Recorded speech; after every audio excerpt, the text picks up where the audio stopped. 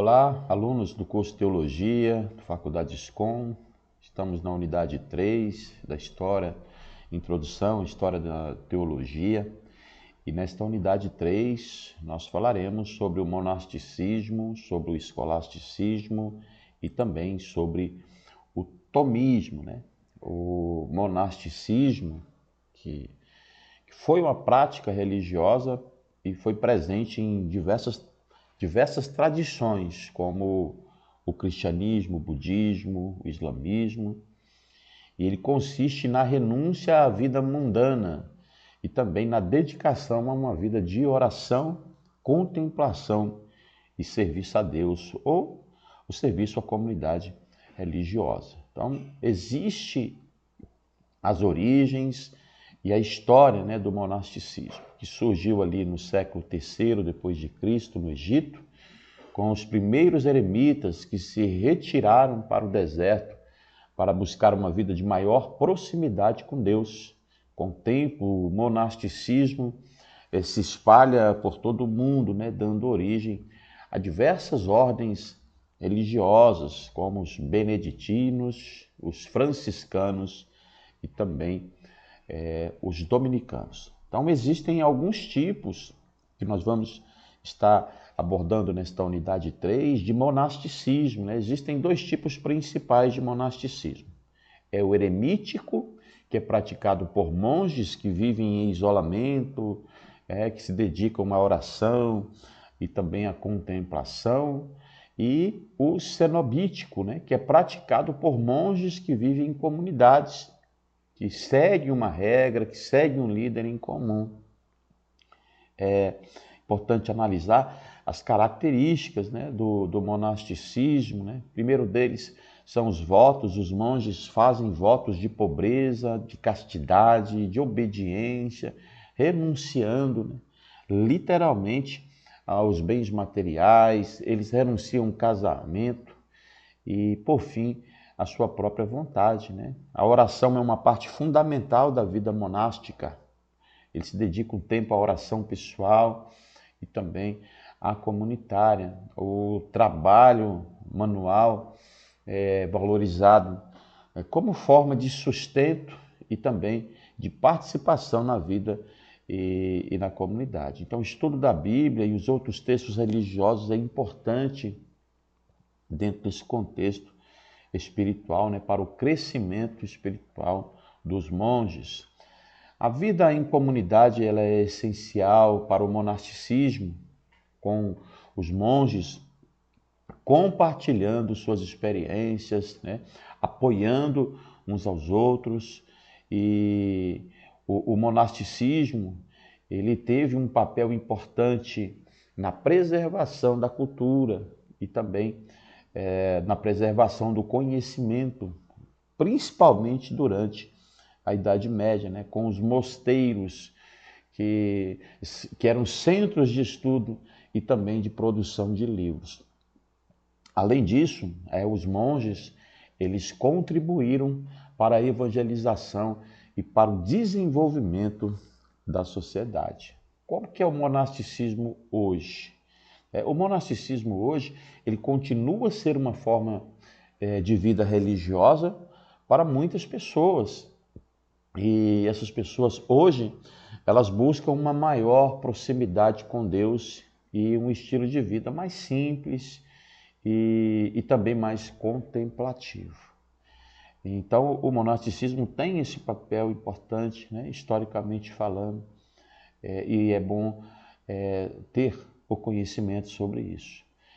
Nós temos o escolasticismo, que foi um movimento filosófico, né, e teológico dominante na Europa durante a Idade Média, aproximadamente ali do século XVI, século XI, perdão, ao século XIV, e surgiu nas escolas monásticas e catedrais, né, buscando conciliar a fé cristã com a razão e a filosofia clássica, especialmente a filosofia de Aristóteles. Algumas características principais foi o racionalismo, né, que dava ênfase na razão como ferramenta para compreender a fé e o mundo, a própria dialética, né, a utilização do debate, da argumentação lógica para se chegar à verdade plena, à autoridade, que era a valorização dos textos sagrados da Bíblia, né, e dos filósofos clássicos como autoridades.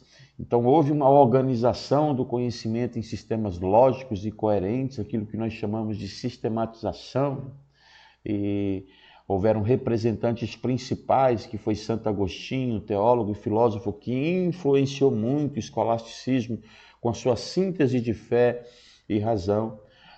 São Tomás de Aquino, que é o principal representante do escolasticismo, conhecido por sua obra, a sua obra é muito conhecida, chamada a Suma Teológica, que buscava conciliar a fé e a razão através da filosofia aristotélica. Duns Scott, né, filósofo franciscano que desenvolveu a teoria da vontade divina e influenciou a teologia franciscana, né, que teve contribuições no desenvolvimento da lógica, né, os escolásticos aprimoraram a lógica formal e a dialética, né, que foram ferramentas importantes, como eu falei agora há pouco, para o pensamento crítico, o debate, a argumentação, né? Isso trouxe uma expansão do conhecimento, o escolasticismo contribuiu para a preservação, para a difusão do conhecimento clássico, especialmente através das universidades.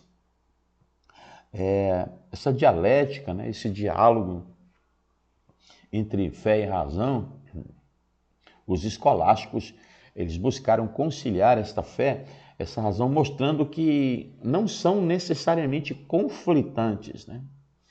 Isso gerou críticas. O dogmatismo, por exemplo, né, alguns criticam o escolasticismo por sua excessiva adesão à autoridade e falta de abertura a novas ideias. É uma questão voltada para a subjetividade, né? Outros criticam excessivamente a ênfase na razão em detrimento da experiência e da intuição. Isso gerou um declínio, o escolasticismo começou a declinar no final da Idade Média, com o surgimento do Renascimento e também com o surgimento do humanismo, que valorizavam a individualidade e a experiência em vez da autoridade e da razão. Então, esses estudos que foram sendo desenvolvidos nesse período, né, dentro desse contexto, foram muito importantes para fundamentar hoje aquilo que nós conhecemos hoje a respeito da fé, da razão. Esses dois pressupostos, eles não são de fato conflitantes, né? Uma fé racional baseada nos textos sagrados, e nós não podemos admitir que não haja uma fé racional, porque a Bíblia nos ensina isso, né? A teologia bíblica nos ensina isso, a analisar tudo, né? A analisar tudo e reter aquilo que é bom. Então nós analisamos pela razão e não pela fé.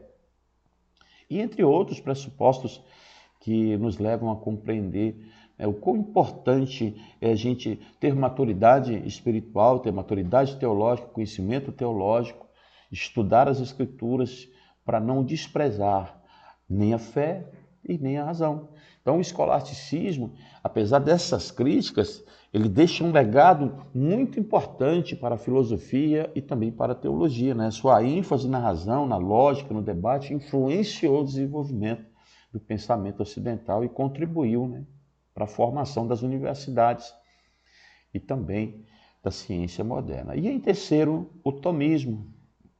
O tomismo, que é uma escola filosófica e também teológica que segue os ensinamentos de São Tomás de Aquino, e que foi um filósofo e teólogo italiano do século III, né? Tomás de Aquino, que é uma das figuras mais influentes na história do pensamento ocidental. Sua obra, especialmente, né, como nós citamos agora há pouco, a Suma Teológica, continua a ser estudada e debatida até os dias atuais. Então, dentro da Suma Teológica, dentro da visão de Aquino, o tomismo, a principal síntese é a fé e razão, né? O que nós estamos debatendo nesta unidade, fé e razão.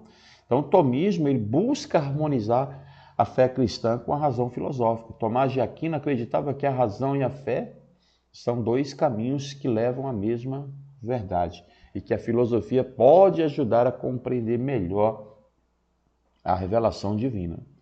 Então é importante nós não negarmos que a filosofia ela está presente nas escrituras, né? As escrituras elas nascem, né? O cânon bíblico é formado do Novo Testamento dentro de um conceito grego, né? De uma língua grega com forte influência filosófica, e a filosofia não pode ser negada também dentro do campo da teologia. Então o tomismo ele se baseia em grande parte na filosofia, né? Principalmente de Aristóteles, que ela se adapta ao pensamento cristão. Tomás de Aquino adotou a lógica, a metafísica e a ética aristotélicas, mas a integrou em um quadro teológico cristão. E daí surge a teologia natural.